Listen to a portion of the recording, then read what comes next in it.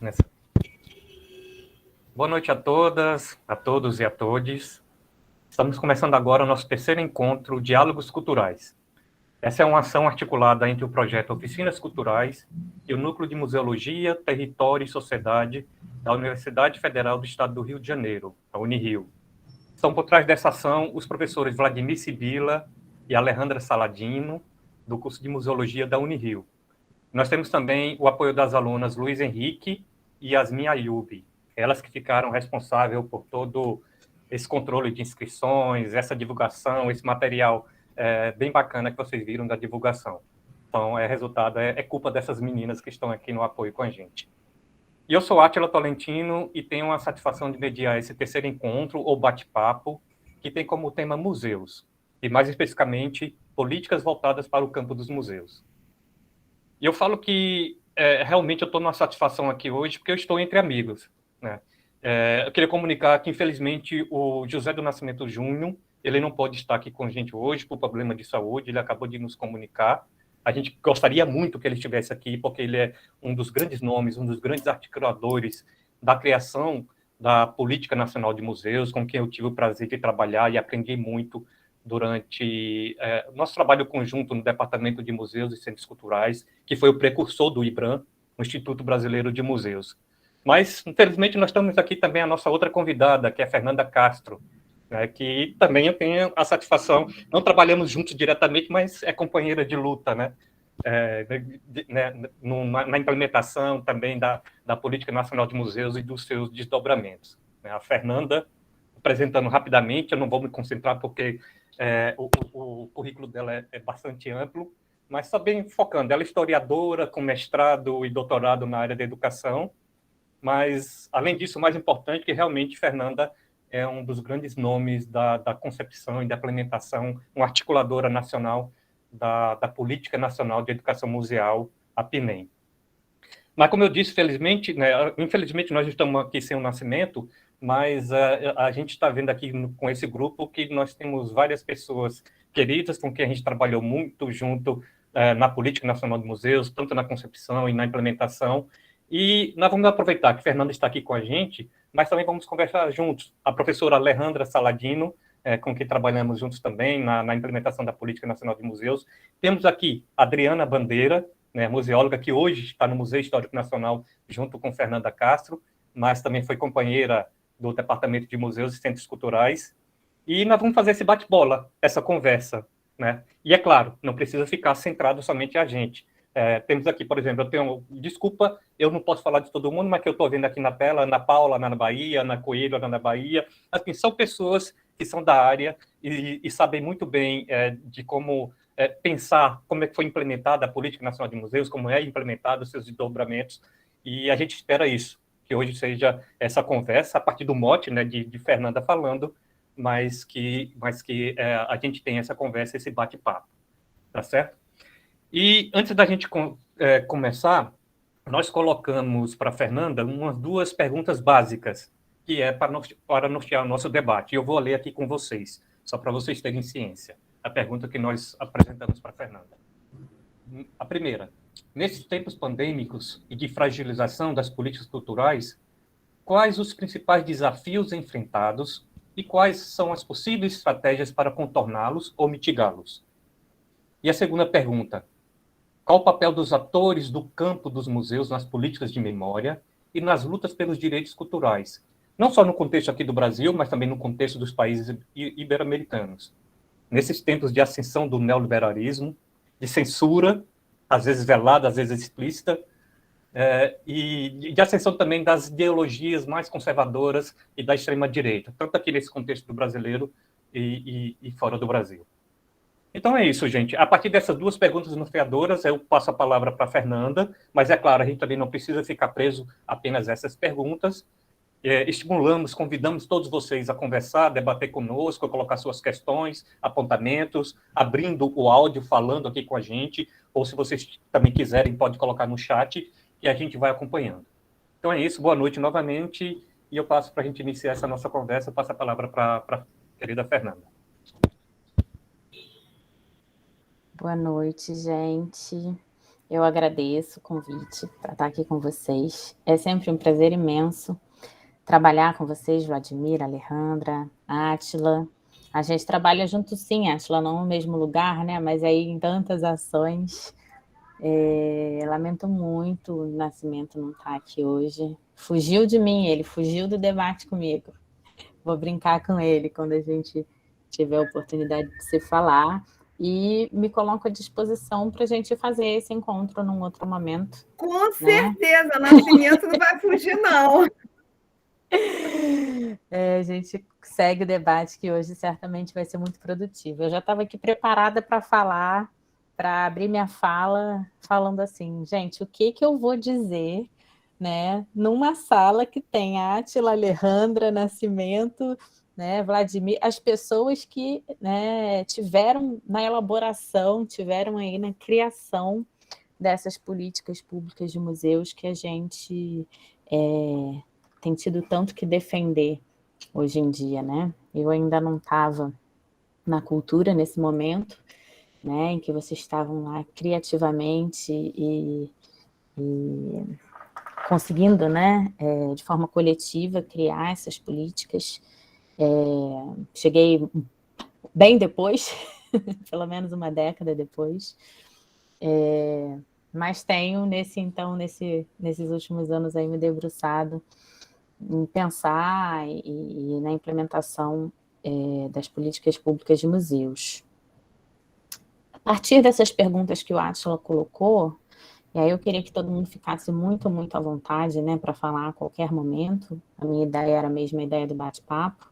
Até falei com a Átila, ela, não vou fazer apresentação nenhuma, não. Fiz um roteirinho aqui para responder mais ou menos essas questões, né, esperando também aquela interação com o Nascimento, mas vai com todos vocês da mesma forma.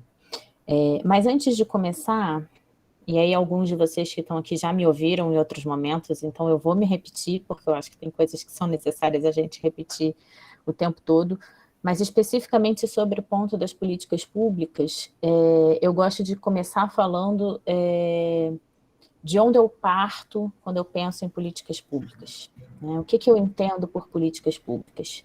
Porque é muito comum, quando a gente fala de políticas públicas, as pessoas terem uma concepção de que política pública é tudo aquilo que vem do Estado, né? Sem fazer uma diferenciação entre Estado e governo, e considerando que política pública é uma ação unilateral, de cima para baixo, que vem do Estado para a sociedade. E esse não é o meu entendimento de políticas públicas, eu acho que faz toda a diferença quando a gente entende a política pública por uma outra perspectiva. Primeiro, entendendo a diferença entre Estado e governo. Estado é o aparato que existe na sociedade e que é ocupado por diferentes governos, portanto, as relações de poder se alteram ao longo da história. A gente, infelizmente, está com um governo que é retrógrado, que está destruindo as políticas públicas de cultura ao invés de construir, mas é um governo. Né? Esse governo está ocupando o Estado.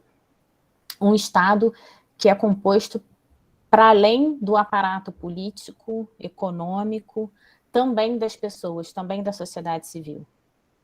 E justamente por o Estado incorporar tanto esses atores que estão ocupando o governo e que são o poder hegemônico, mas também incorporar a sociedade civil, que somos nós, que são as nossas instituições, os nossos movimentos, as nossas organizações, é que as políticas públicas elas não são unilateralmente elaboradas e implementadas.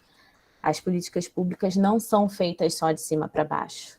Então, eu parto do entendimento de Estado e de políticas públicas que tem origem na teoria marxista, em especial no trabalho do Antônio Gramsci, e partindo daí eu entendo política pública como algo feito por todos nós. E faz todo sentido falar isso aqui, porque eu estou diante justamente das pessoas que, ocupando o DEMU, né, estavam numa instituição do Estado, num governo que junto, né, com pessoas que estão aqui e que não estão, mas que são representantes de movimentos, de organização, organizações das universidades, né, que atuam junto com o patrimônio, que são agentes culturais e que pensaram e que têm implementado essa política pública. Então, partindo daí, chegando na primeira pergunta do Átila, né, que ele fala dos tempos pandêmicos, e a gente não consegue fazer nada hoje em dia sem falar dos tempos pandêmicos, né, que fragilizaram, sim, mais ainda as políticas culturais, né, mas eu não quero dar o crédito do que a gente está vivendo para a pandemia, né? Então, sempre que eu começo uma atividade que tem uma pergunta que fala sobre, né, os desafios da pandemia, eu devolvo a pergunta: que desafios que a gente tinha antes, né? Porque eu tenho dito que os desafios que a gente tem na pandemia, eles são só o agravamento ou desdobramento dos desafios que já existiam antes. Quando a gente pensa em políticas culturais, em especial as políticas de museu, que a gente vai tratar hoje, né, mas no âmbito geral das políticas públicas no nosso país, tem marcas que são claras, né? Uma delas, e talvez a principal, é a descontinuidade das políticas públicas, justamente porque essa confusão entre Estado e governo, ela não é uma confusão por ignorância, desconhecimento, né? Ela é uma confusão muitas vezes provocada. Então, entra um governo, sai o governo, entra outro, e todo mundo quer inventar a roda, todo mundo quer ser o pai, a mãe das políticas públicas que vão vir. E, para além disso, existem projetos de sociedade diferentes também. Então, as políticas públicas, elas terminam sendo marcadas como políticas de governo, e não políticas de Estado, né? Que são consolidadas, independente dos governos que venham.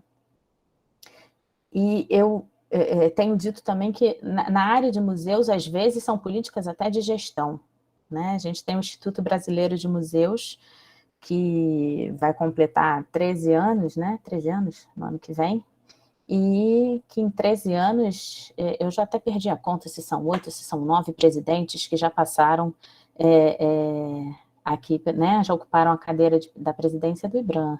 E você pensar em consolidar políticas públicas alterando as equipes que coordenam essas políticas dessa forma, é uma tarefa quase impossível, né? Então, a descontinuidade é uma dessas marcas, é um dos desafios que a gente tinha antes e que perduram e se agravam na pandemia. Para além disso, uma outra característica que também se agravou muito na pandemia foi a falta de orçamento, a falta de investimento na cultura, né? É ao contrário, a pandemia é uma justificativa para cortar o orçamento, para demitir profissionais, para reduzir equipes, para não fazer concurso público, né? E isso tem uma implicação direta na profissionalização da área, na manutenção de um investimento permanente e significativo na cultura. Então, mais uma vez, o desafio que já existia, que foi agravado nesse contexto. Outro desafio que já existia, mas aí não era ainda no campo, não era mais no campo da ausência, mas da incipiência, é o desafio da participação da sociedade na definição das prioridades das políticas públicas, dos seus modos de fazer e da sua implementação. No setor da cultura, em especial nos museus, eu costumo dizer também que nos últimos 20 anos, pelo menos, a gente tem uma tradição de participação. Uma participação incipiente, como eu pontuei, mas ela não é ausente. E que todo o contexto da pandemia agravou, porque a gente não pode mais se encontrar, a gente não pode fazer, né, o que nos movimentos sociais a gente chama de trabalho de base, que é ir ali de movimento em movimento, de pessoa em pessoa, de instituição em instituição, para conversar, né? Aquela conversa frente a frente, que a gente está aqui com um, de repente chega mais uma pessoa e se agrega e a gente vai pensando junto. Então, esse contexto da pandemia agravou essa incipiência da participação, por um lado, né? Por outro, ela colocou a possibilidade da gente se encontrar por outras formas, por outros meios. Estamos aqui hoje com a Átila na Paraíba, né? Acho que vocês mencionaram a Ana Paula na Bahia, a gente aqui no Rio. Então, a pandemia ela também abre outras possibilidades, mas que são possibilidades, né? Não é porque a gente tem esse espaço virtual, do qual a gente ainda está se apropriando, que pronto, agora é tudo maravilhoso, vamos fazer tudo virtual, a gente não precisa mais do dinheiro da passagem para fazer os eventos, porque não é assim, a gente sabe que cada um está contando com a internet de casa, né? Muitas vezes você não pode abrir a câmera, a internet cai, falha, tirando que a gente trabalhando de casa vira tudo um bolo só, né? A tarefa doméstica, o cuidado com os filhos e o cachorro passando, né? O marido, a esposa, o namorado passando atrás de toalha porque estava tomando banho, esqueceu que você estava num evento sendo gravado ao vivo, né? Então tem essas dificuldades também.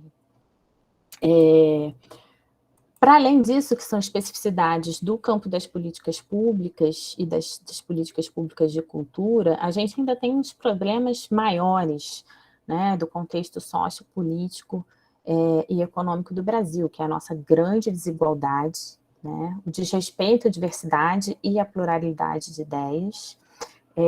E um problema que eu acho que é um problema maior, as pessoas falam assim, quais são os desafios? Para mim, o principal desafio desde pelo menos 200 anos, é o problema dos projetos de sociedade, né? Nós estamos vivendo hoje, e há 2 séculos pelo menos, o embate entre diferentes projetos de sociedade, né? A gente tem marcos históricos, a gente tem acontecimentos, fenômenos históricos que marcam essa disputa por projetos diferentes de sociedade. Se a gente for pensar de uma forma polarizada, né, os projetos que são individualistas, concentradores de renda, baseados na exploração, na desigualdade, e os projetos de sociedade, e aí estou colocando no plural mesmo, né, que visam a emancipação humana, a distribuição de renda, a justiça social. Então, esse é um problema que abraça todos os outros desafios. E a gente tem passado no Brasil, que é um país que tem um sistema democrático incipiente e muito novo. Se a gente for pensar a nossa história republicana, que já é muito nova, né? Nós estamos engatinhando no republicanismo, é uma história republicana perpassada por momentos de ditadura, de falta de democracia, né? E os momentos democráticos também, alguns deles bem conturbados, como a gente sabe bem que a gente está vivendo atualmente, né? Então, a gente, no que diz respeito às políticas culturais, a gente tem que enfrentar, então, um projeto de sociedade, que é o que está no poder nesse momento, que é um projeto privatista, excludente, injusto, né? É um capitalismo na sua forma mais desesperada. Quando for falar um pouco do neoliberalismo, eu vou pontuar porquê do desespero do capitalismo, né? E quando eu penso nos desafios da pandemia, né, eu acho que a gente já passou por várias fases, né? Agora a gente está aí na preocupação do retorno ao trabalho presencial, e quando eu digo a gente, eu estou falando das pessoas que estão aqui nessa sala, que eu não sei se majoritariamente estão com essa preocupação, ou se já estão trabalhando presencialmente, porque a massa da classe trabalhadora não deixou de trabalhar na pandemia, né? Então, a gente vê aí uma flutuação de desafios e de medos, né? Então, primeiro o medo da morte, depois o medo da fome, o medo do desemprego, né? E a gente já passou para uma outra fase, que é a fase dos escândalos de corrupção, das disputas políticas. Eu acho que, muito infelizmente, em 2018, então, o ministro da Cultura lançou um jargão que a gente nunca vai se esquecer, né? São as inúmeras janelas de oportunidade que se abrem na cultura para a sua destruição, e que cada janela aberta... Antes, essa era a metáfora para uma coisa boa, né? Vamos abrir portas e janelas. Agora não, agora a gente tem a janela de oportunidades, e a pandemia foi uma janela de oportunidade para isso tudo, né, que a gente está vendo. Genocídio, corrupção, propina para vacina, enfim. Mais um dos medos, né, que se juntou a tantos outros que a gente já tinha, mais motivos de revolta. Pensando, então, nas formas de contornar isso tudo, eu penso que elas também já estavam dadas, né? Então, se os desafios não são novos, eles foram aprofundados, as formas da gente contornar esses desafios, elas também já estavam dadas. Algumas nuances e algumas novidades que a gente tem que se atentar, né? É necessário mobilizar, é necessário promover uma participação ativa dos diversos segmentos da sociedade na construção e na implementação das políticas públicas, né? Tendo em vista o respeito à diversidade, à pluralidade de ideias, tudo, claro, dentro de parâmetros, né, que têm que ser incontestáveis, incontornáveis, da defesa dos direitos humanos, né, da igualdade de direitos. Então, eu acho que o exemplo de como a sociedade se organiza em prol de defesa dos seus direitos, das suas conquistas, ele já está colocado para a gente, né? Mas hoje, tão ou mais importante do que antes, a gente precisa saber identificar, denunciar e assumir a existência e o nosso posicionamento diante desses projetos de sociedade que estão aí, né? O Gramsci tem uma frase que também é bastante conhecida, que é odeio os indiferentes. Então não dá para ser indiferente, a gente tem que assumir o lado que a gente está, né? Nesse campo de disputas que é o campo da política e das políticas públicas, né? Às vezes as pessoas têm um lado ou se acanham, ou mesmo não conseguem identificar isso com um projeto definido de sociedade, mas toda a conjuntura política que a gente está vivendo, ela também serviu para uma coisa: tem muitas máscaras caindo, tem muitas pessoas saindo do armário, e eu não estou falando, né, não estou usando a expressão que é comum no universo LGBTQIAP+, acho que faltou uma letra aí. Eu estou falando da escória da sociedade, dos ratos, das baratas saindo dos bueiros, né? Talvez seja uma melhor expressão para a gente falar dessas máscaras que caíram. Ai, gente, eu estou falando tanto, não sei se alguém quer falar. Ótimo, Fernanda, continua, minha amiga. Então, acho que para responder isso, eu não vim aqui com soluções, né? Eu não acho que tenha uma solução. Eu acho que eu posso apontar caminhos que são aqueles pelos quais eu ando, né? E os meus caminhos são da construção coletiva.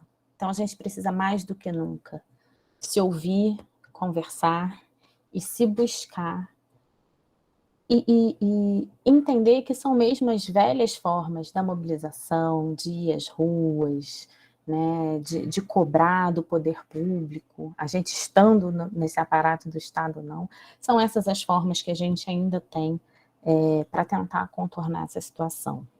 E aí já entro na segunda questão, né, que é então qual é o papel dos atores, dos agentes do campo dos museus nessa luta pelos direitos culturais, né, no contexto brasileiro, ibero-americano, latino-americano em especial, né? E aí eu queria fazer um questionamento para a gente pensar junto, porque na pergunta tinha assim, ó, nesses tempos de ascensão do neoliberalismo, das ideologias mais conservadoras e de extrema-direita. E aí eu jogo uma pergunta para vocês: o neoliberalismo, ele está em ascensão?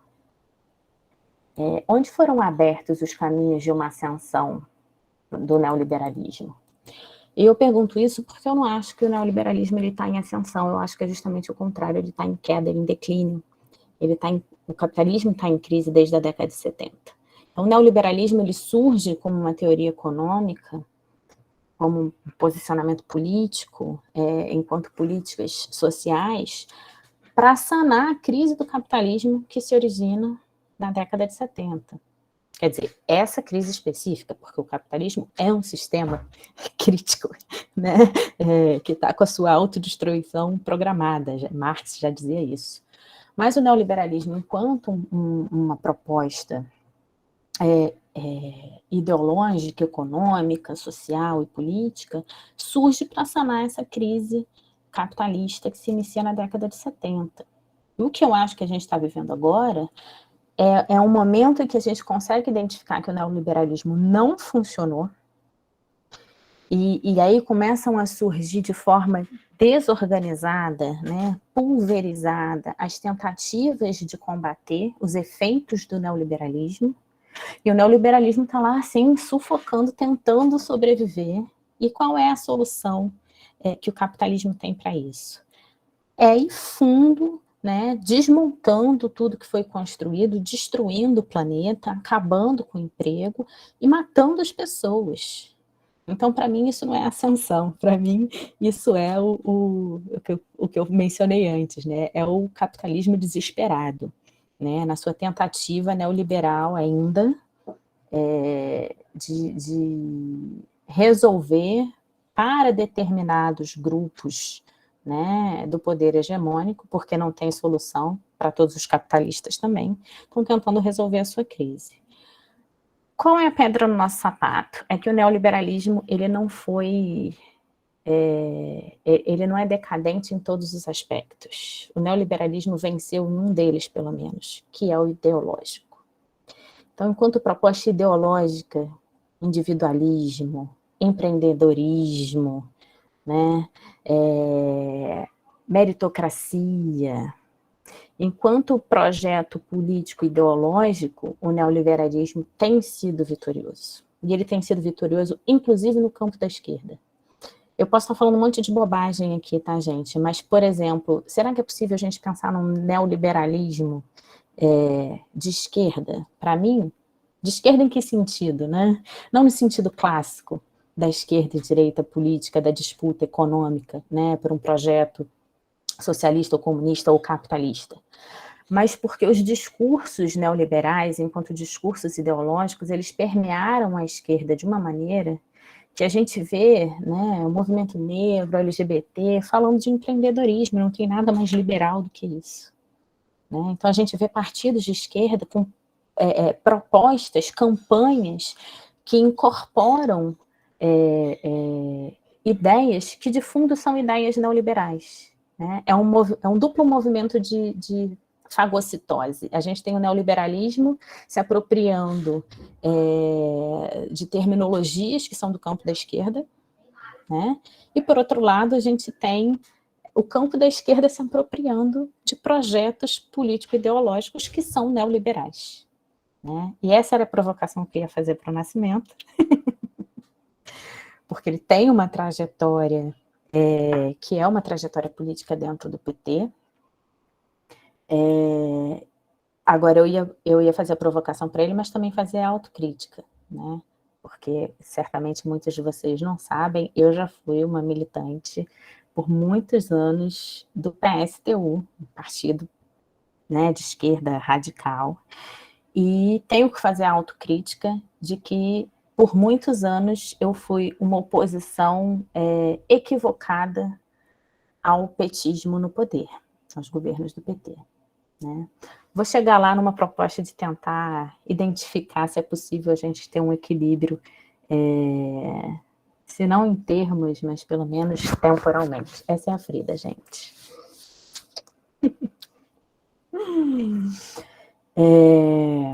Então, como eu ia dizendo, o neoliberalismo deu certo como um projeto ideológico. Né? Às vezes as pessoas são neoliberais até sem saber, né? Ou sem querer se assumir também. E aí eu peço licença para fazer um parênteses aqui e contar uma história para vocês, que para mim ilustrou muito e me fez muito pensar nessa situação. Eu estava conversando uma vez com uma pessoa sobre a pandemia, né? Então vamos falar da pandemia. E aí a gente estava naquela discussão, volta ou não volta, o museu tem que abrir, não tem que abrir, a gente ainda estava numa curva ascendente de mortes, e a pessoa dizia, mas também não pode morrer de fome, eu quero trabalhar, as pessoas querem trabalhar, o emprego na cultura é muito precarizado, então tem que abrir o museu. O negócio era esse, tem que abrir o museu. E aí eu falava, poxa, a pessoa dizia, todos os museus estão abrindo, só os museus de branco não estão abrindo, isso é uma vergonha. E eu falava assim, poxa, tem que abrir, porque as pessoas têm que ter emprego. Beleza, as pessoas podiam ter emprego, eu sou educadora, né? Os educadores foram, assim, a linha de frente das demissões da pandemia. quando eles eram mais necessários, vamos dizer, porque era o elo entre o público e as instituições. No mundo digital são os educadores, mas eles foram os primeiros a serem demitidos. Então, esse discurso do precisa trabalhar já cai aí, né? Porque o precisa trabalhar, os educadores são necessários porque foram demitidos na pandemia.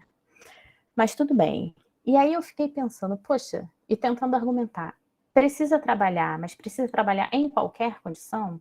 No ônibus lotado, no museu sem álcool, sem máscara, né? Sem condições de fazer controle de público, sem trabalhadores, porque muitos, né, terceirizados de todas as áreas foram demitidos. Então, sim, precisa abrir um museu de qualquer jeito, né? O que é esse trabalho que as pessoas precisam?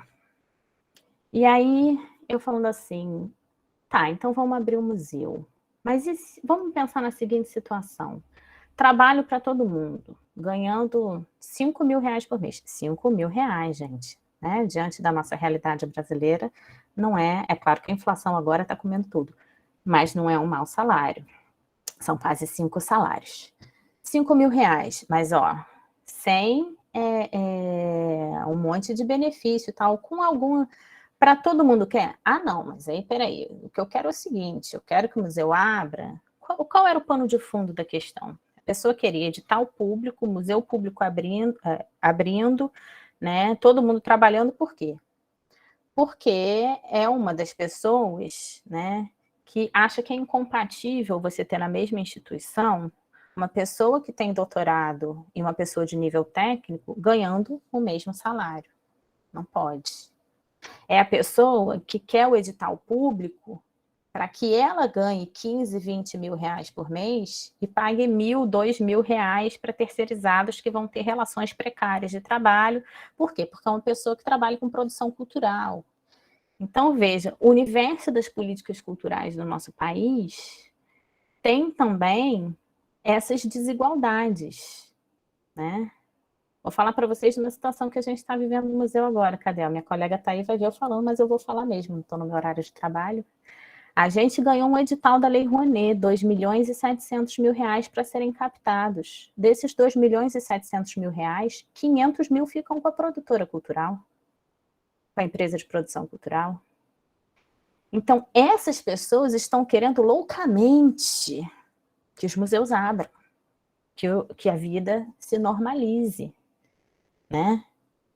As pessoas que são terceirizadas, precarizadas, têm MEI, né, tem contrato temporário, tudo isso para ganhar um salário mínimo, se muito, elas estão na mesma situação que elas estavam antes da pandemia, sem estabilidade, com empregos precários.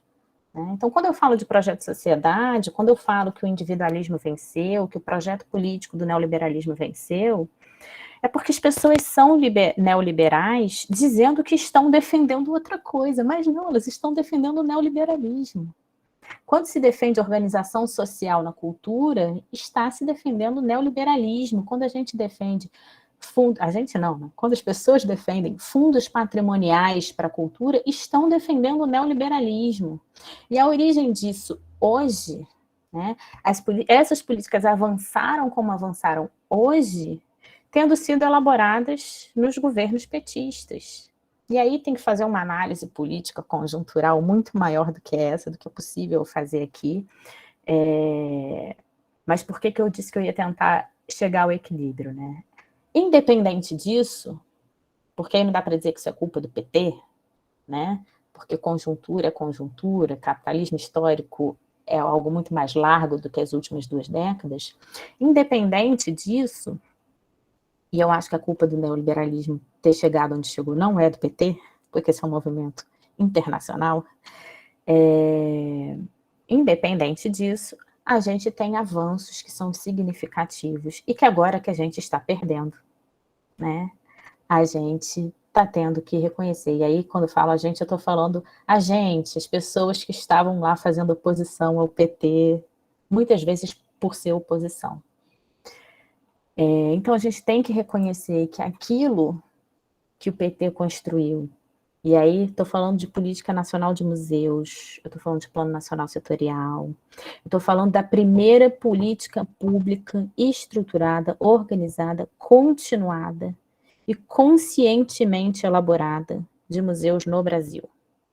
O Átila falou, eu tenho mestrado, doutorado na área de educação, estudando políticas públicas de educação museal, o que me levou a estudar políticas públicas de museus, porque não tinha política pública de educação museal específica para estudar, eu tive que estudar mais. Existiram na história outros momentos em que foram elaboradas políticas públicas de museus? Existiram. Então, na década de 80, a gente teve o primeiro Programa Nacional de Museus, que era algo que se tentava fazer semelhante à Política Nacional de Museus. Teve cadastro, teve sistema, só que durou 2, 4, 5 anos. Não foi política continuada. Por quê? Porque não foi pensada para ser política de Estado. Independente dos 8, 9 presidentes que o IBRAM teve, a Política Nacional de Museus ela foi uma política pensada para ser uma política de Estado. E ela foi implementada como política de Estado. Ela foi gestada como política de Estado, e uma política de Estado que, dentro dessa sopa de projetos de sociedade, independente, estou usando muita palavra independente, então não é independente, apesar de estar nesse contexto de políticas neoliberais que permearam os governos do PT, que deram origem à Política Nacional de Museus, em termos de projeto de sociedade, essa política ela tem uma característica que é de esquerda, que é da participação, que é do reconhecimento da diversidade, a pluralidade de ideias, da distribuição de renda. Então, no nosso campo, na nossa área, a gente avançou muito, e a gente avançou a passos largos. E por isso mesmo que, para o atual governo, é necessário destruir a passos largos o que a gente construiu. Tudo isso dentro de contradições, porque também podia-se ter avançado, se a gente está falando de políticas de Estado, muito mais, maior investimento, um investimento atrelado a uma legislação permanente, realização de concurso público, fazer com que os editais e os prêmios tenham um caráter permanente e progressivo. A gente sabe que no campo da cultura, edital Darcy Ribeiro saiu agora, a última vez tinha sido quando? 2019, e antes disso, 2013, talvez, 14. Então, as políticas estão aí, elas precisam ser bem geridas e terem continuidade, não dá para parar, cheguei até aqui, agora paro, não, tem que ser progressivo o movimento. Então, o que eu acho que é, nesse sentido, o papel nosso, dos agentes da cultura, já para ir concluindo, nesse contexto todo, contra o individualismo, contra o projeto neoliberal, a gente precisa, primeiro, então, como eu já disse, assumir que projeto de sociedade a gente tem. Assumir e falar com todas as letras. E anunciar, sempre que eu for falar, oi, eu sou Fernanda, meu entendimento do mundo é esse, o que eu defendo é esse, meu projeto é um projeto da emancipação humana, da justiça social. E a gente tem que fazer isso, por um lado, sem sectarismo, e por outro, sem oportunismo. Então, a dificuldade do equilíbrio está aí. O que é sem sectarismo? Eu não posso ser tão de esquerda que eu me divido de outros grupos progressistas e de esquerda para poder me projetar enquanto a única possibilidade do mundo melhorar. A gente não está em condições disso. Então, a gente está no momento da frente ampla. Então, além do Gramsci, eu gosto de citar o Trotsky também. Então, a gente está num momento que a gente precisa dos aliados para derrubar o quê? Derrubar o fascismo, derrubar o neonazismo, derrubar o genocídio. Então, a gente precisa de aliados, porque o nosso inimigo é poderoso e sabe fazer os aliados dele. Sem oportunismo, em que sentido? Um pouco no mesmo sentido do sectarismo. Não posso sair também me aliando com qualquer um para chegar ao poder. Um dos problemas que a gente pode identificar nos governos do PT. Se aliou tanto com tanta gente que terminou sofrendo um golpe e saindo do poder, porque se aliou com o que tinha de mais podre da política nacional. Então, o que é o sem sectarismo, sem oportunismo? É pegar um projeto progressista de sociedade e ver quais são as necessidades que a gente tem e tentar implementar não sozinho, porque sozinho não dá. É que nem as políticas públicas, a PNEM, que o Átila falou. A PNEM é PNEM hoje, é uma política que as pessoas estão implementando porque foram elas que construíram. Então, a gente vai entrar no período eleitoral aí. Você vai fazer o quê? Propaganda do seu candidato ou convidar as pessoas para construírem o programa do seu candidato junto com ele? Né? Então, o que a gente precisa é isso, é convidar as pessoas. E isso, gente, não é assim para a eleição, não é na macro política somente, não. É nas nossas atividades. Estamos falando de agentes culturais, nas nossas atividades cotidianas. É isso aqui que a gente está fazendo hoje. Olha, tem que fazer um projeto de extensão, tem que pensar política pública. Vou fazer isso com quem? Com todo mundo que quiser chegar.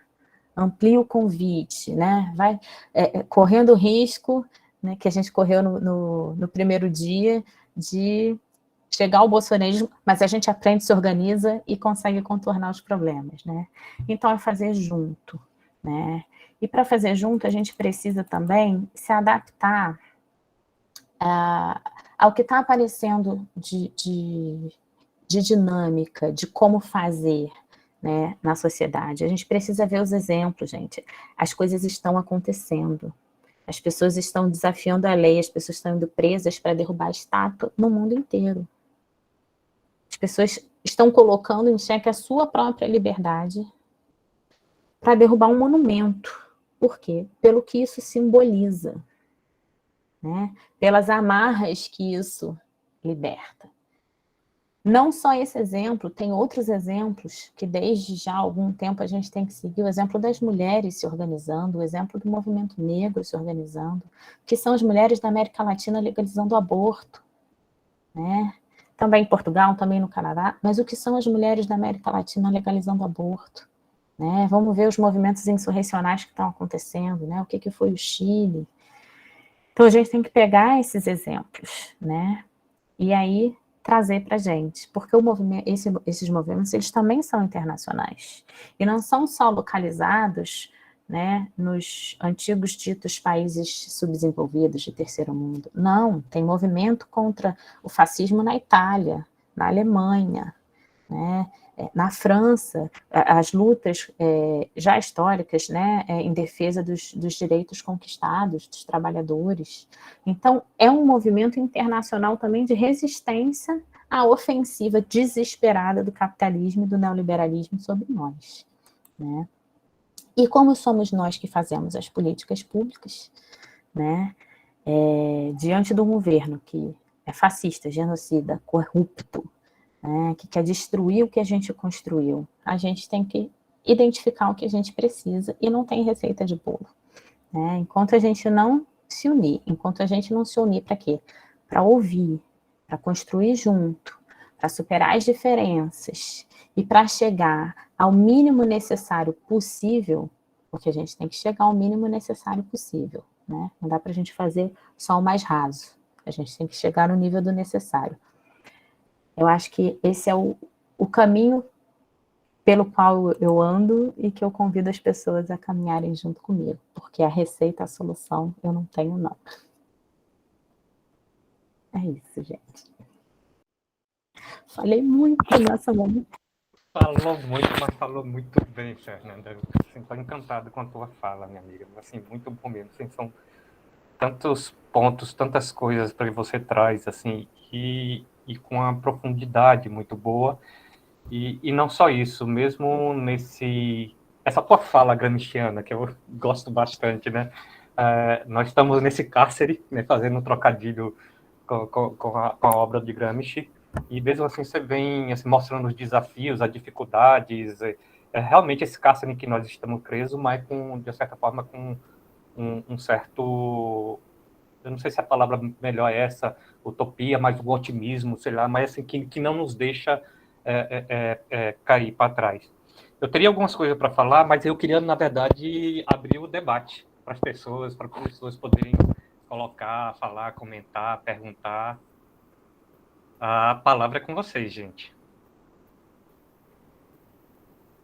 Tímidos. tímido. Ana, fica à vontade, Ana. Boa Ana noite. Coelho, da Bahia.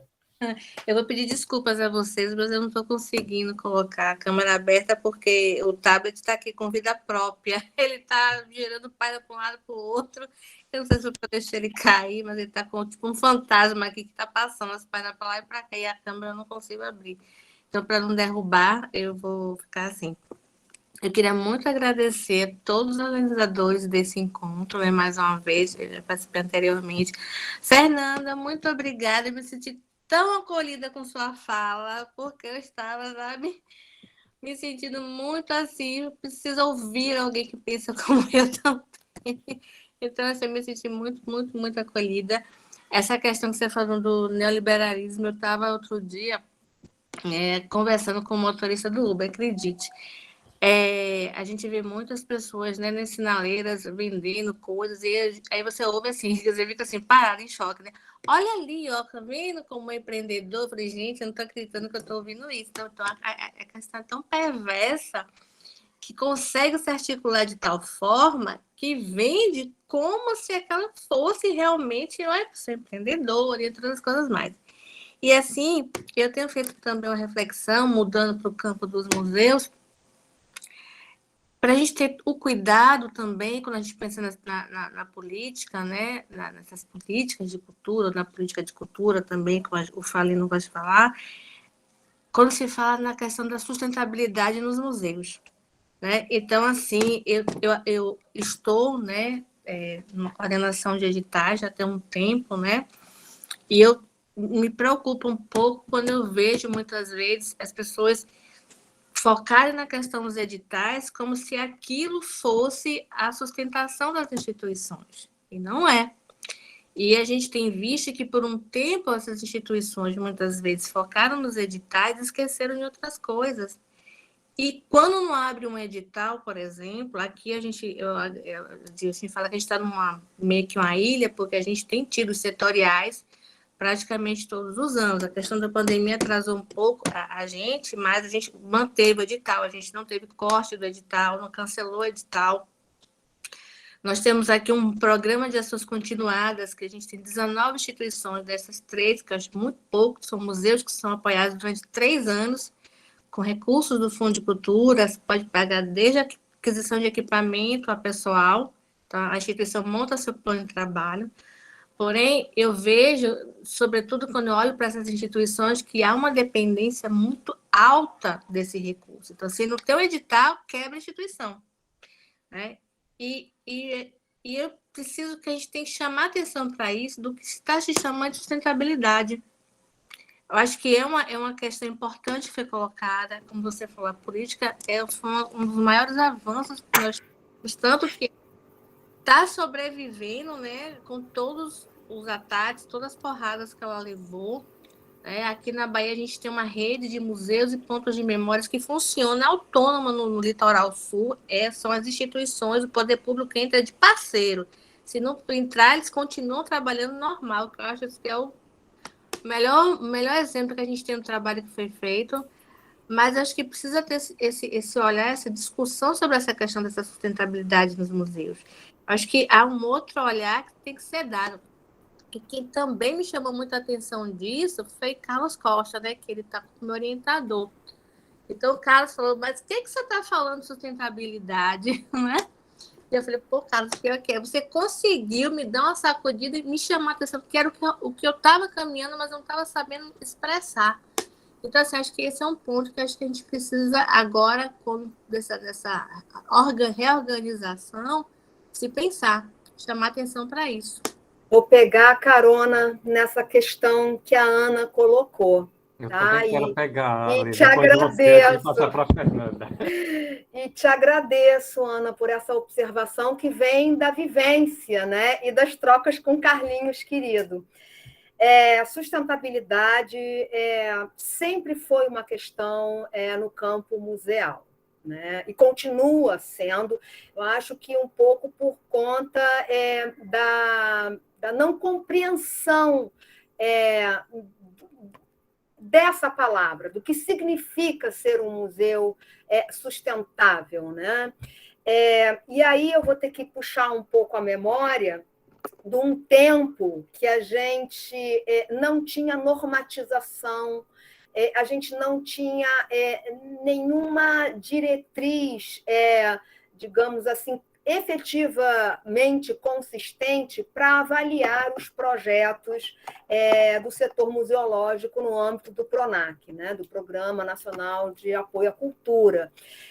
Os projetos iam, né, àquela altura, para o Departamento de Museus e Centros Culturais do IPHAN, e a gente tinha, né, e aí eu digo, né, quem éramos, né, Cícero Almeida, Márcio Rangel e eu, na coordenadoria técnica, né, na coordenação técnica do DEMUN aqui no Rio, no Capanema, a gente tinha um apanhado, né, enfim, de procedimentos recomendáveis para avaliar os projetos do setor museológico. A regulamentação só veio com, digamos, todo o arcabouço jurídico-legal possível com a criação do IBRAM.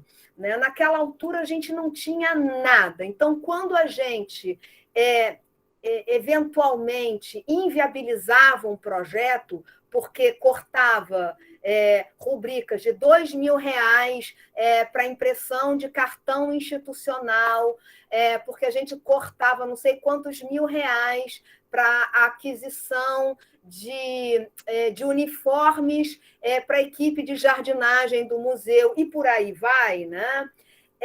O que acontecia? Né? Acontecia digamos assim,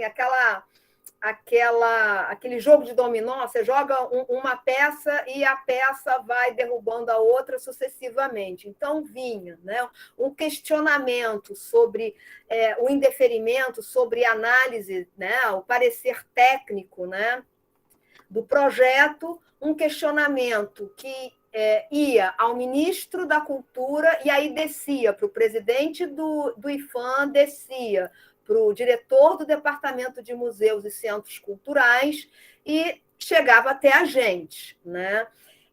E a gente tentava, né, tecnicamente, né, esclarecer o que a gente pensa por um plano de sustentabilidade.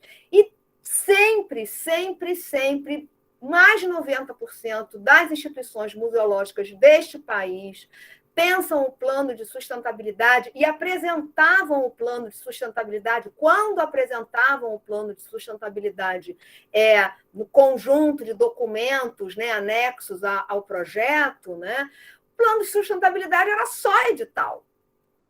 Só edital. E àquela altura, lá nos 2000 e pouquinhos, né, a gente tentava argumentar, eu tentava argumentar, em outras possibilidades. O plano de sustentabilidade, por exemplo, pode e deve explorar parcerias via termos de cooperação técnica interinstitucionais, já que é tão difícil, é tão complexo, né, gerir uma instituição que, eventualmente, sequer orçamento tem, né? E outra questão que eu gostaria de colocar, né, que está relacionada diretamente ao plano de sustentabilidade, e é uma coisa que ainda, infelizmente, na minha opinião, não se fixou como política, né, é o plano museológico. O plano museológico acabou, né? Enfim, o plano museológico, para quem não sabe, é a ferramenta de gestão, é um instrumento de gestão das instituições museológicas do Brasil.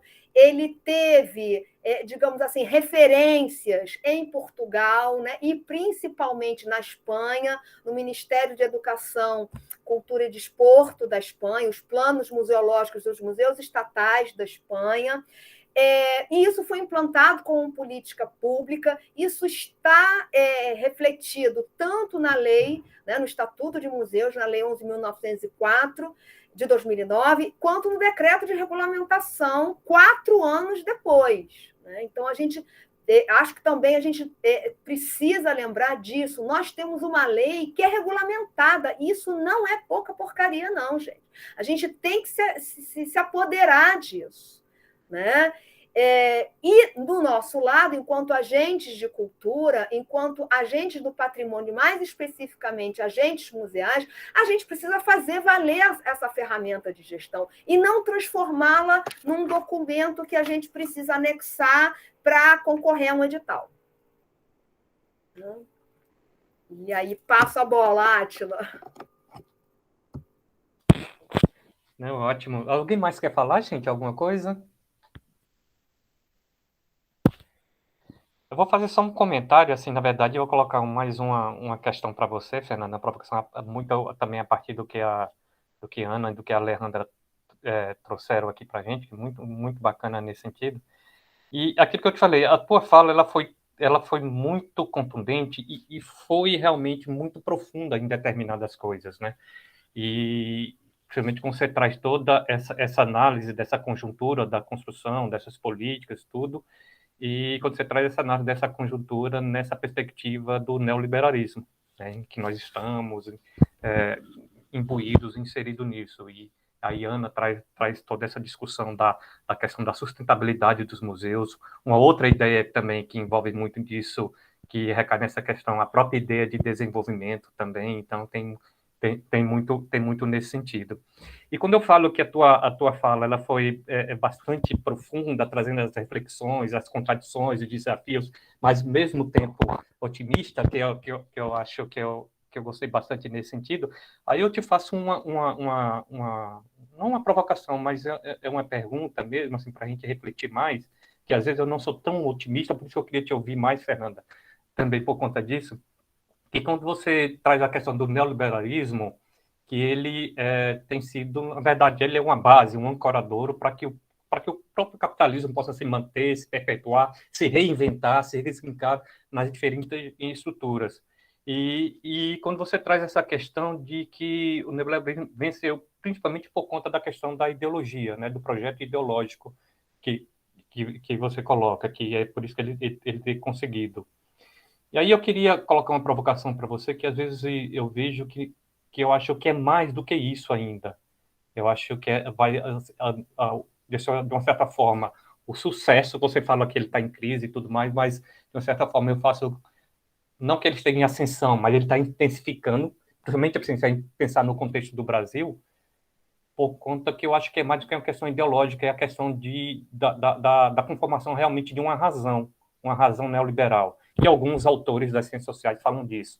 Acho que certamente você deve conhecer. Um deles, Dardot e Laval, falam muito disso, da razão neoliberal, de como que essa racionalidade neoliberal ela acaba se impregnando nas nossas subjetividades enquanto indivíduos, enquanto estrutura. Não é à toa que a Ana traz a questão do Uber, né? Que ela está lá no Uber, o Uber já acha que para ele poder ganhar mais, ele tem que trabalhar mais, que ele é o dono de si, né, nessa questão da individualidade, e ele está elogiando o cara que está lá fora, que está vendendo a balinha, que é empreendedor, por conta realmente dessa questão, dessa racionalidade neoliberal que está impregnada, que faz com que o capitalismo realmente ele se ressignifique, né, que ele se perpetue em diferentes estruturas, e que isso, como a gente vê, você traz essa reflexão bastante boa de como que isso é impregnado nas políticas públicas, e a gente trazendo para a nossa seara as políticas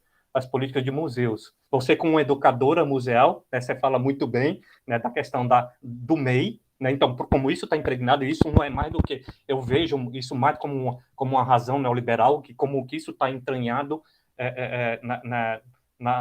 aí pensa, para além das políticas, mas como que está realmente entranhado nas diferentes estruturas, quando a gente pensa no campo da cultura, das políticas culturais, quando a gente fala em economia criativa, né, que às vezes muito está relacionado, se liga à questão do empreendedorismo, né, então se vê muito nisso. Né? A economia laranja. A economia laranja, então, assim... Aí eu queria te ouvir isso, Fernando, eu te faço essa provocação, que aí eu estou sendo pessimista, mas assim, será que não é mais do que ideologia, não é realmente essa razão que, infelizmente, está fazendo com que esse neoliberalismo tenha se aprofundado, está se aprofundando aqui no Brasil, e que, de uma certa forma, isso também se reflete nas estruturas das políticas, né, das políticas culturais? Será que não é a fase da gente fazer refletir até que ponto que as nossas políticas estão contribuindo, propiciando para que essa razão neoliberal ele se perpetue e se entre nas diferentes agências, nas diferentes subjetividades também dos indivíduos e tudo mais? Aí eu só queria te ouvir um pouco mais, para te falar um pouco, porque eu queria que você falasse um pouco mais sobre isso, e pensando nesse nosso contexto, dessas nossas políticas voltadas para o campo dos museus. Diga, Leite. Átila, posso fazer um adendo aí essa tua colocação e direcionar para a Fernanda, porque tem a ver, né, com isso que você está, né, propondo, né, pensar numa outra direção. E aí também com uma intenção de fazer uma memória, né, das nossas conversas, né? Isso também me lembra o Santini, né? O Santini esteve aqui conosco, né? Na primeira roda de conversa, falando sobre políticas culturais em geral, e na opinião dele, né, na percepção dele, ele questiona a possibilidade da gente recuperar, né, resgatar, como se bombeiros fôssemos, né, aquelas diretrizes que fundamentavam as políticas culturais no início do século XXI, a desconcentração, né? Isso era um norte para a gente, né? A nós que participávamos dos editais, a gente avaliava assim, tem muito edital do Rio de Janeiro, São Paulo e Minas. Vamos ver, vamos priorizar os editais, né? Os projetos do Acre, do Amazonas, enfim. Então, essa diretriz era assim, estava no nosso DNA já, enquanto agentes, né, do patrimônio, né, agentes do IFAM, né, a desconcentração, a diversidade cultural, né, o direito e a vontade de memória, né, e ele trouxe, digamos assim, dúvidas com relação à possibilidade da gente recuperar, retomar, né, a partir daí, nessa atual conjuntura, justamente, né, de pelo menos ascensão ao governo, né, de uma razão, aí pego o Átila, uma razão neoliberal, né, entramada, né, enfim, com uma perspectiva conservadora, neofascista, né, do ser e do estar no mundo, né? E aí, Fernanda, a gente já está falando demais, mas a tua Não, fala vai foi muito lá, boa nesse sentido. cada vez mais fácil responder. Não, que aí eu vou não te provocar, mas colocar uma segunda pergunta, na verdade, mas que está relacionada, né? Elas estão relacionadas de uma certa forma, né? Que eu queria te ouvir mesmo. Que é uma outra coisa muito bacana que você traz, que eu também eu trago como uma preocupação na minha lida com o patrimônio cultural, que é quando você fala da questão de qual é o projeto nosso de sociedades que a gente tem, né? Eu acho que esse teu ponto é fundamental, é perfeito nesse sentido, né? Que projeto de sociedade que nós defendemos, né? Que a gente faz nas nossas pesquisas, no nosso dia a dia e na nossa lida diária com os museus e com o campo do patrimônio. Eu acho que isso aqui é muito importante. E que isso é um desafio, né? Com esse governo que está posto, infelizmente. Né? Com esse desgoverno que está posto, isso é o nosso desafio. Que você traz como desafio que eles estão querendo destruir tudo o que foi feito. Que aí eu também acho que é uma coisa que é muito maior. Quando você fala de projeto de sociedade, eu acho que eles também têm um projeto de sociedade. Né? Eles não estão só para destruir, eles estão para construir um outro projeto de sociedade. Um outro projeto de sociedade baseado, por exemplo, nessa razão neoliberal de que eu falei. Né? Então, acho que talvez o nosso desafio também é um pouco maior. Não é só lutar contra a destruição, mas contra a construção desse outro projeto de sociedade. E aí eu também, essa provocação que eu queria também para te ouvir mais, Fernanda. Então, a gente pensa e fala com os nossos conceitos, nossas categorias, né, a partir das nossas visões do mundo. Então, assim, eu não acho que eles estão aí para construir o projeto deles, não, porque eu acho que o projeto deles está dado. Eles estão disputando entre eles quem é que vai ter o melhor lugar nesse projeto, e para isso é necessário destruir aquilo que alguns avançam, né? E não necessariamente o que foi progressivo em governos anteriores foi por conta da defesa de um projeto de sociedade, né? E por que eu estou falando isso? Porque para ter política pública a gente precisa ter método. Claro que dentro dos nossos objetivos, da nossa visão, né? Então você não lança o edital, o que a Alejandra falou é perfeito, você não lança que política pública a gente vai ter? Vamos distribuir renda na cultura lançando editais, né? Mas vai fazer isso como se você não tem diagnósticos prévios, né? É óbvio que se você lançar edital, vai ter mais propostas vindas dos lugares que estão mais preparados. Então, talvez, antes de você lançar um edital, você tenha que fazer um curso de formação de agentes culturais para que eles saibam participar dos editais. E aí está a Átila, o oficineiro número 1, né, da oficina Elaboração de Projetos, de um dos pilares da Política Nacional de Museus, né, o Programa de Formação e Capacitação no setor museológico. Né? Por isso que eu digo que a norte a sul. Exatamente, a Política Nacional de Museus é uma política de Estado. Ela não é uma política de governo, porque ela é uma política construída com método, né? Minimamente com diagnóstico. Acho que a gente precisa de mais diagnósticos, mas uma política construída minimamente com diagnóstico. E eu não concordo com a fala do Santini, não. Eu acho que a gente pode resgatar ainda a dinâmica, porque a nossa dinâmica não parou, né? Não parou, porque a gente não parou, né? Eu entendo a posição dele, porque no lugar político onde ele está, ele não pode ser tão otimista quanto eu. Eu tenho um amigo, meu compadre, diz que eu sou uma otimista incorrigível. Mas eu sou mesmo, mas isso tem a ver também, né, com o lugar onde eu estou. Eu estou nos movimentos, eu estou no trabalho de base. Então, eu obrigatoriamente tenho que ser otimista. Senão, eu pego as minhas coisas e vou embora, né? Vou fazer o que aqui? Mas eu acho importante, então, a gente trabalhar com método, com conceitos, com categorias, né? E aí, nesse sentido, Átila, eles têm um projeto de sociedade. Por isso que eu falei que é importante identificar, assumir e divulgar os projetos de sociedade que existem, os nossos e os dos outros. É necessário denunciar os outros projetos, né? Projetos em curso e projetos de agravamento da situação que a gente está, né? E é difícil mesmo, porque a gente tem que entender o mundo na sua totalidade, né? Então, nas questões políticas, nas questões culturais, nas questões econômicas, fascismo é capitalismo, né? Então, o capitalismo ele tem a sua faceta fascista e tem a sua faceta social-democrata. Não deixa de ser capitalismo. É outro projeto, não é o nosso, né? Bom, não é o meu.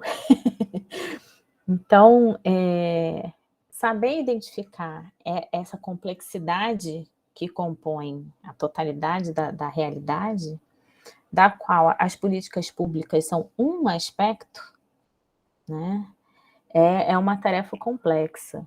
E aí, quando você fala do neoliberalismo, se existe uma razão neoliberal ou não, quando eu falei que o neoliberalismo ganhou na ideologia, é porque as pessoas, elas se convencem do econômico a partir do ideológico, né?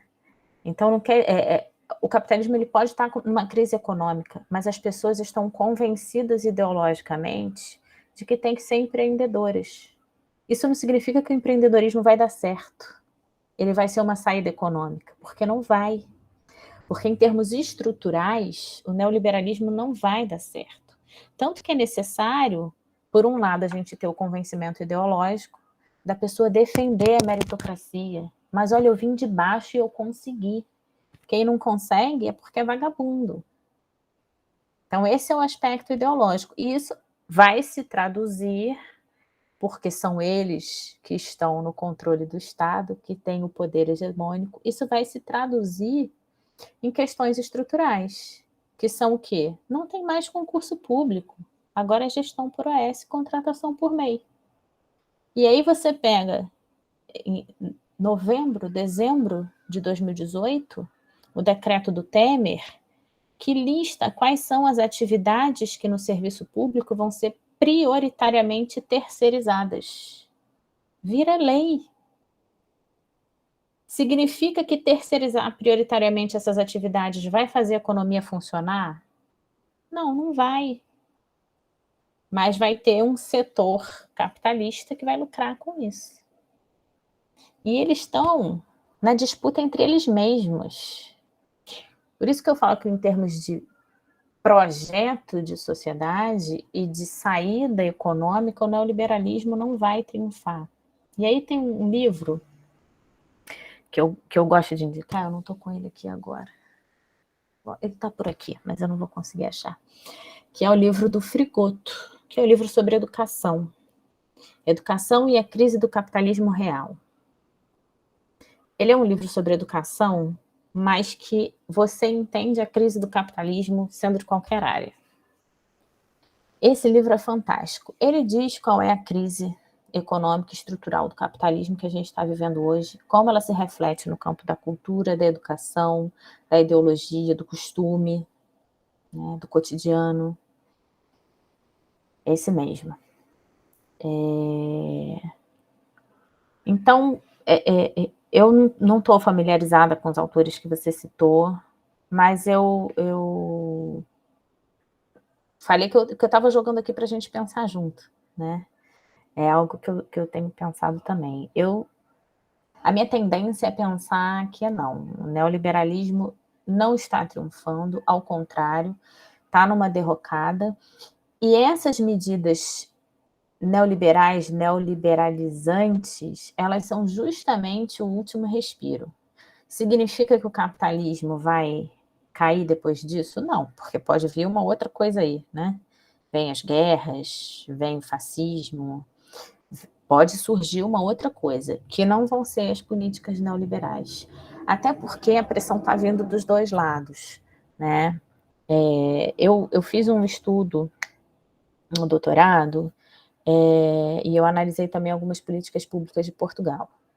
E Portugal, né, todo mundo diz quintal da Europa, essa coisa toda, não tem o poder econômico que os outros países europeus têm, e passou, a história das políticas públicas culturais de Portugal é muito parecida com a nossa. A história do republicanismo, né, da construção do Estado, essas interrupções da democracia com ditaduras, é muito parecida. Só que lá, o neoliberalismo ele se manifestou de formas diferentes, né? E aí é engraçado fazer a comparação, porque no campo dos museus, por exemplo, em algumas situações, o neoliberalismo está muito mais avançado, muito. Né? Então, a terceirização é imensa, não tem concurso público, as formas de contratação. Mas, por exemplo, essa forma gerencial em que se dá a gestão das instituições, ouso dizer que é menos pior do que aqui. A versão da organização social que eles têm em Portugal, ela tem muito mais controle social. São as chamadas reges corporativas. Reges cooperativas. É como se fosse uma OS. Só que a OS ela é composta de uma forma mais participativa. Não é uma instituição. A Regis Cooperativa ela pode ter uma instituição, pessoa física, uma universidade, que compõe a cooperativa que vai gerir o aparelho cultural. Né? Por que eu estou falando disso? Porque existem essas nuances, esses caminhos, essas possibilidades que empurram para frente ou para trás, né? As políticas culturais. E eu acho que a gente está numa situação, passado esse governo, porque eu sou otimista mesmo e acho que vai passar, a gente está numa situação de avançar, porque aí quando passar, gente, a gente tem que vir com tudo. Com tudo. Estão prometendo um mundo para a gente, não é? A eleição vai ser isso, vai ser o PT prometendo o mundo. E aí a gente tem que vir para cima, então, com tudo também. A gente tem que pegar o que estão prometendo e ir além. E aí eu acho que a gente tem que estar muito consciente, além de qual é o nosso projeto, a gente tem que estar muito consciente do que a gente vai pedir e como a gente vai pedir. E eu volto para a questão da Ana, da sustentabilidade. Quando se fala de sustentabilidade, eu sempre pergunto, mas de que sustentabilidade você está falando? Se você for lá no glossário do caderno da Política Nacional de Educação Museal, a sustentabilidade que está lá eu defendo. Não defendo nenhuma outra. E lá é uma sustentabilidade que está associada a uma outra ideia, que é a da economia solidária. Nada disso de economia criativa, economia solidária. Então, se a gente for pensar numa perspectiva da sustentabilidade com economia solidária, mais a sustentabilidade que a gente diz qual é, né? Não é a sustentabilidade do se vira, a sustentabilidade que é só no campo econômico, né? A sustentabilidade que é para vender projeto, né? Ou para captar recurso. Estou falando de uma sustentabilidade que é socialmente sustentável. Se não for socialmente sustentável, e para ser socialmente sustentável tem que ser na base da economia solidária. Né? Também não qualquer economia solidária, porque existem já as variações de economia solidária. Algumas, inclusive, atreladas ao empreendedorismo, o que é um surto epistemológico. Então, a gente tem que estar muito bem preparado para assumir qual é o nosso projeto e saber dizer para as pessoas quais são as nossas ferramentas. Né? No campo das humanas, no campo da cultura, muitas das nossas ferramentas são conceitos, são ideias. E a gente tem que saber muito bem identificar e vender o nosso peixe. Né? Dizer que ideias são essas de forma didática, deixar as pessoas entenderem. Né? Vocês me colocaram tarefas muito difíceis, gente. Nada, foi ótimo. Obrigado, Fernanda. Pessoal, vocês têm mais alguma questão, algum apontamento a colocar? Pode ficar à vontade, gente. É conversa mesmo, viu?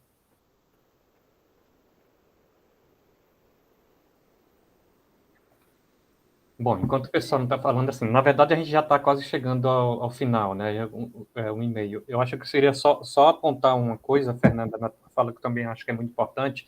Você traz toda essa relação da diferença entre políticas de governo, política de Estado, e você ainda aprofundou mais, política de gestão. Ótimo isso, acho isso bem bacana. E trazendo a experiência da Política Nacional de Museus, que foi criada agora no início desse século XXI, você afirma que realmente foi uma política participativa, que consciente no sentido que as pessoas sabiam do que estavam construindo, o que queriam construir e tudo mais. E na tua fala, aí tem a pergunta da Cláudia Paula, eu já vou ler, Cláudia. Obrigado por tua pergunta. E na tua fala, você coloca realmente algumas questões institucionais, né, que foram criadas a partir da Política Nacional de Museus, que são importantes para que essa política realmente seja uma política de Estado. A própria criação da política em si, vamos dizer, já é uma questão institucional, né? Mas aí é só para deixar bem sistematizado. Eu acho que isso é importante, porque nós temos alunos aqui, gente nova, que não participou desse processo, eu acho que é bem bacana. Você falou do Plano Setorial Nacional de Museus, 5 coisas institucionais que foram criadas, a própria Política Nacional de Educação Museal, a Alejandra lembrou da questão do plano museológico, como que isso aqui foi regulamentado no nosso país. Então, essas coisas institucionais que foram importantes. O próprio Cadastro Nacional de Museus, que hoje está com a plataforma, eu acho que é... Não sei se é saber Museus de Informação. Esqueci como é que está o nome. Museus BR. Museus BR, isso. E a própria legislação, o Estatuto dos Museus. Então, por exemplo, e que dele decorreram algumas outras questões institucionais. Então, acho que é bom pontuar isso. Só para fazer em termos de comparação, a nossa legislação no campo do patrimônio é da década de 30. Né? Então, a gente não havia esse vácuo, né, essa lacuna no arcabouço legal no campo dos museus. Tinha algumas coisas esporádicas de criação de museu específico e tudo mais, mas nada de uma forma que falasse da gestão do campo em termos legais. Né? E o Estatuto dos Museus veio cobrir essa lacuna. E do Estatuto, é claro, várias outras também decorreram, né? Como eu falo, a Política Nacional de Museus e vários outros instrumentos. Então, esses instrumentos, que eu acho que você falou alguns na tua fala, mas eu acho que é importante pontuar, principalmente para a galera nova aí, como que eles são importantes, né? De como que essa política que foi construída de forma participativa e que de uma forma para deixar, né, para que ela consiga ser uma política de Estado, para que consiga de minimamente não sei se lutar não é a melhor palavra, mas eu vou colocar assim, lutar contra as descontinuidades nas políticas. Esses instrumentos institucionais são importantes nesse sentido. Esses instrumentos institucionais que são decorrentes dessa construção coletiva, dessa construção consciente, como você bem colocou. Então, eu só queria pontuar isso, eu acho que é mais uma coisa importante na tua fala. E a nossa amiga Cláudia Pola coloca essa questão. Obrigado, Cláudia, pela tua presença e pela tua participação aqui, né, Fernanda? Eu só vou ler para quem for assistir a gente depois saber o que ela perguntou. Fernanda, você acredita na justiça social e na utopia? E eu acho que com essa pergunta de Cláudia, a gente termina as nossas questões, Fernanda, e tu pode responder e já fazer as tuas considerações finais para a gente ir encaminhando o nosso debate. Antes de eu responder, então, essa pergunta que eu acho que é essencial, eu vou só fazer um comentário sobre o seu comentário, Átila, que é o seguinte: quando a gente elabora uma política de Estado, e a gente pensa ela, e ela é uma política feita com método, consciente, a gente cria mecanismos que duram mais do que a vontade política dos governos que venham por aí. Então, plano museológico, a PNEM, né, o cadastro, são coisas que as pessoas incorporaram. Então, se baixar uma lei hoje dizendo, não, plano museológico é dispensável, né, vai que a gente vai continuar fazendo, porque entendeu a necessidade dessa ferramenta. Por isso que a Alejandra falou, né, é importante, é tão perigoso a gente não ir a fundo na implementação da exigência das instituições terem plano museológico, né? Porque isso compromete a política como uma política de Estado. Era só isso que eu queria comentar. E aí, vamos então, acho que eu não vou ter outras considerações finais, não, é só a mesma pergunta que a Cláudia colocou, né? Se eu acredito na justiça social e na utopia. Cláudia, a gente está vivendo uma distopia. Se eu estou vivendo uma distopia, como eu não vou acreditar na utopia? Eu acredito na utopia, mas eu acho que eu tenho uma fé, mais do que uma fé, uma certeza de que essa utopia um dia vai chegar, mas eu não vou ver. E ao invés disso me travar, isso me move. E isso me move porque eu sei que para chegar eu preciso fazer alguma coisa. Então eu acho totalmente possível, eu acho imprescindível, incontornável que as utopias previstas de um mundo com justiça social cheguem. Mas eu sei que elas não vão chegar sozinhas.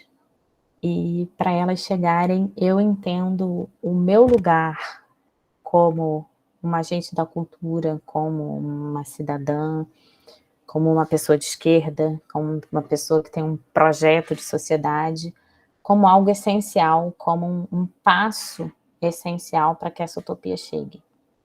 E para ela chegar, eu também acredito que a gente precisa ir empurrando. E eu não posso empurrar sozinha. Não adianta só o meu passo, só a minha força, né? Então a gente tem que ir empurrando junto, dando a mão, convidando mais um, ensinando os outros, né? Vocês viram a Frida chegar aqui. A Frida disse que vai ser presidente do Brasil, e quando ela for presidente, uma das políticas públicas dela vai ser botar uma caixa na praça da cidade. E essa caixa vai ser para as pessoas colocarem dinheiro. Quem tem muito vai colocar ali, quem precisa vai pegar. Presidenta Frida. Presidenta Frida, minha filha acabou de fazer 6 anos. Ela tem outros projetos também, tá, gente? Eu vou ser como é que diz? Vou gerenciar a campanha dela. Mas eu acho que é assim que a gente constrói, né, o sucesso da utopia. Isso aqui que a gente está fazendo é um passo. né? A forma como eu crio a minha filha, que eu sei que outras pessoas fazem também, é um passo. O papel dos professores é um passo, de toda a gente cultural é um passo, né? E como eu falei antes, receita do bolo não tem. Tem um caminho que eu sigo, é um caminho que eu venho aprendendo com colegas como a Alejandra, o Átila, o Vladimir, a Adriana. Bom, não estou vendo todo mundo que está aqui, então não sei se tem mais gente que eu conheço que eu possa citar, mas são pessoas que, assim, vem um convite, eu nem leio o e-mail, eu já aceito, só vejo se a agenda bate, porque eu não tenho como negar. São pessoas que estão sempre do meu lado e das quais eu sempre vou estar ao lado também, porque independente da gente ter projetos de sociedade que são iguais ou não, a gente trabalha no mesmo espírito, no mesmo objetivo. Pode ser que a gente pegue atalhos diferentes nesse caminho, mas o rumo é o mesmo, né? E, gente, acho que a gente já falou tanto, né? Eu não tenho, assim, outras coisas para acrescentar, não.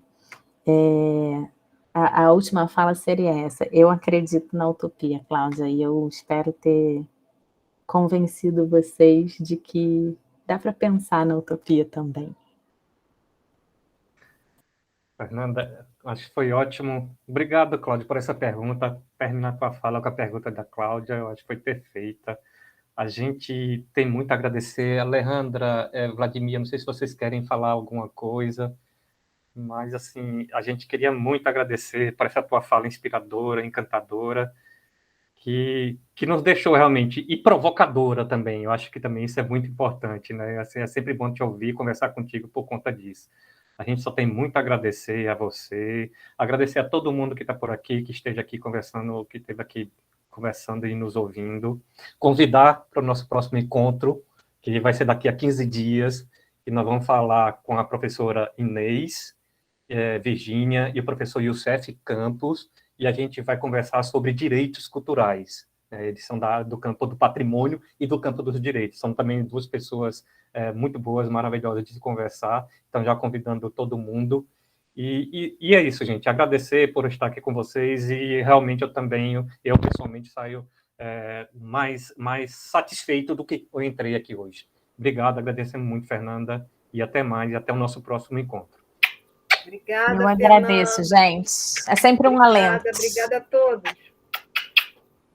Obrigada a Te todos. aguardo em Musologia 5, Fernanda. Sempre. Obrigada, professor. Tchau, tchau. Até mais. Até Luísa, breve, pode gente. parar de gravar.